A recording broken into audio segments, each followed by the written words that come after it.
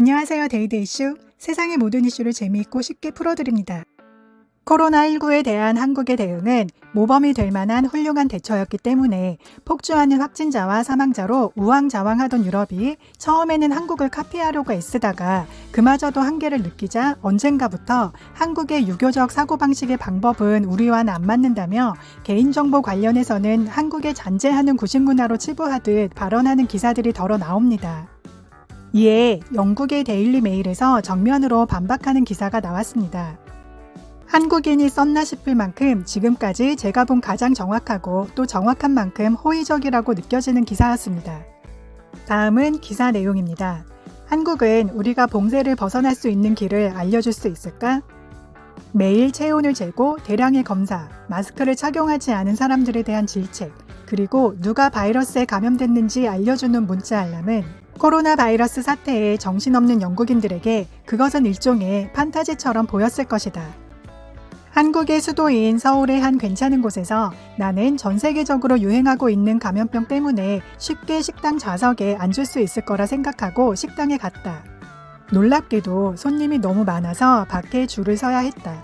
이 경험은 코로나19 위기에도 불구하고 동아시아의 이 나라에서는 정상적인 삶이 지속되고 있다는 것을 생생하게 일깨워 주었다.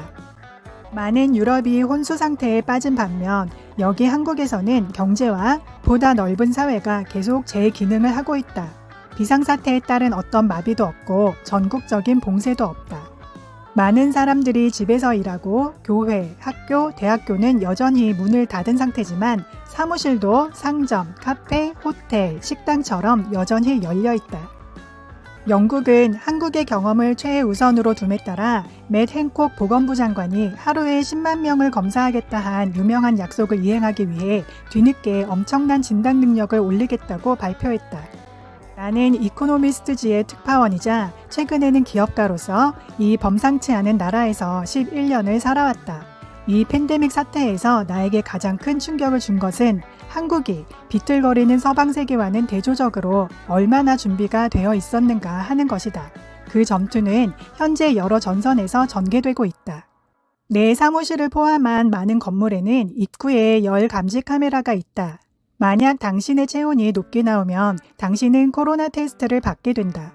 이런 조치들은 이제 일상화되어 있고 나는 아마 지금 하루에 10번 정도는 체온을 쟀을 것이다. 무료 손소독제는 사무실에서부터 버스에 이르기까지 당신의 눈길이 닿는 모든 곳에 있다. 그리고 거의 모든 사람들이 야외에서 안면 마스크를 착용하는데 이것은 감염을 막기 위한 차단이 아니라 마스크 착용자가 다른 사람에게 바이러스 퍼뜨리는 것을 막기 위해서이다. 나는 일전에 마스크 쓰는 것을 깜빡하고 택시를 탔다. 당신의 마스크는 어디 있습니까? 라고 운전사가 못마땅한 듯 물었다. 나는 또한 버스 운전기사가 노인에게 같은 제목으로 소리치는 것을 본 적이 있다. 당국은 지금 정교한 모바일 기술과 개인 데이터를 사용하여 바이러스의 양성 반응을 보인 전파자를 추적하고 그들의 접촉 동선을 추적하고 감염 상태를 체크해서 대중들에게 굉장히 구체적인 경고를 보낸다. 최근 몇 달 동안 한국에 있는 우리 대부분은 지역 감염 사례를 알려주는 긴급 문자 메시지 폭격을 받았다. 이러한 정보는 정부 공식 웹사이트와 도움을 주고자 하는 개인이 만든 개인 웹사이트를 포함한 온라인에도 제공된다. 예를 들어 코로나이타닷컴에서 당신은 당신의 위치를 입력해서 당신 주변에 얼마나 많은 사람들이 코로나 바이러스에 감염되었는지, 그들이 어디에 있었는지, 그리고 그들이 누구와 접촉했는지를 볼 수 있다. 수치는 하루 동안의 사망자 수, 확진자 수를 보여준다.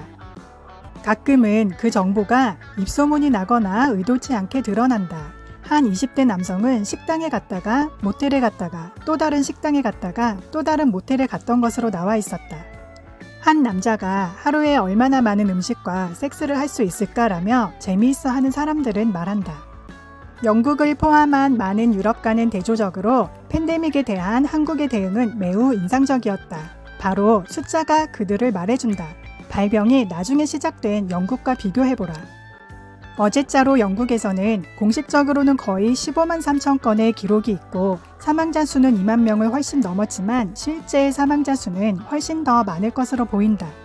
그렇다면 유럽식 봉쇄가 없이 이 위대한 대감염 모면은 어떻게 이루어졌을까?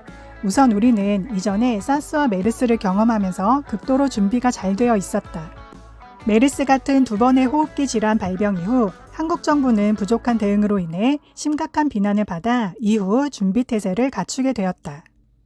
핵심 단계는 600개가 넘는 시설과 43개의 드라이브스루 센터로 구성된 방대한 네트워크 구축을 통해 진단 용량을 대규모 확장한 것이었다.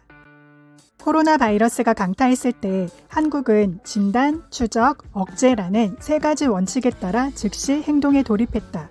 늦어도 너무 늦은 영국 정부는 이 본보기를 따르려고 노력하고 있다.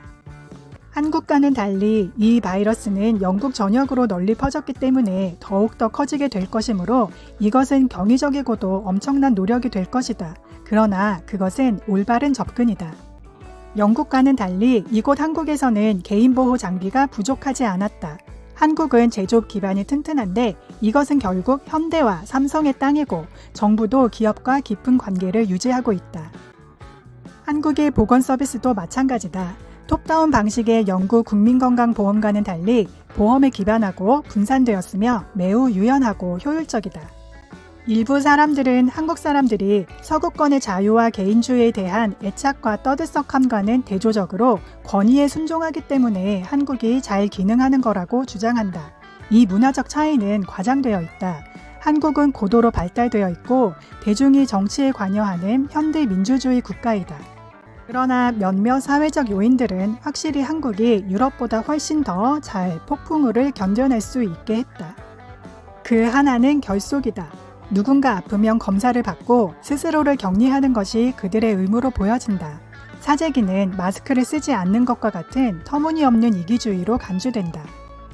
나는 또한 한국인의 직업윤리가 유럽보다 더 강하며 이것이 공공 영역에 걸쳐 효율적인 풍토를 조성하는 데 도움이 된다는 것을 인정할 수밖에 없었다.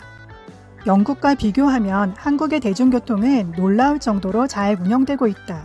열차가 10분 늦는 것은 운영자에게 치욕일 만큼 말도 안 되는 일이다. 한국인들은 또한 고학력이다. 이곳 대부분의 사람들은 영국 정부가 보리스 총리와 행콕 보건부 장관의 바이러스 감염을 사전에 예방하지 못했다는 사실에 크게 놀랐다. 그들은 이 사태를 동정하고 염려하는 듯 했지만 어쨌든 이것은 곧 영국 정부의 무능함을 보여주는 신호로 여겨졌다. 코로나 바이러스는 한국을 무너뜨릴 수 있었지만 무너뜨리기는커녕 오히려 세계의 모든 사람들에게 영감을 줄 수 있는 성공 스토리를 그릴 수 있게 하였다.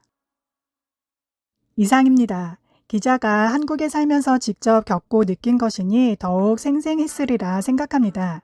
마지막에 가서 무너진다면 성공이라 할 수 없겠죠. 이 성공 스토리가 조금 과장해 신화가 될 수 있도록 모두들 사회적 거리두기 조금만 더 실천해 주셨으면 좋겠습니다. 시청해 주셔서 감사합니다. 구독과 공유, 좋아요는 큰 힘이 됩니다. 감사합니다.